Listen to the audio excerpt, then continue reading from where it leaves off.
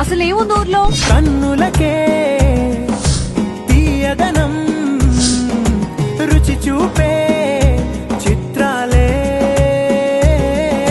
సవ్వడితో సంగీతం పలికించే సెలయేళే